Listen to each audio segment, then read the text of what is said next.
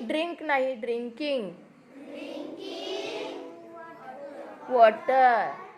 परत एकदा बोला, कसं येईल? मांजर पाणी पीत आहे. कसं बोलणार? Is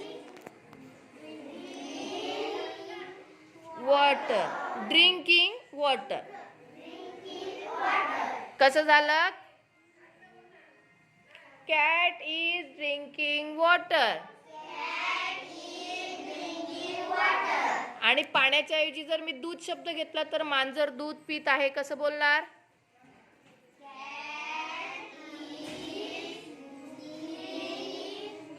milk. कळलं?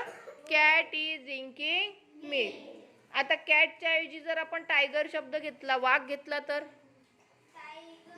हा मिल्क. परत बोला.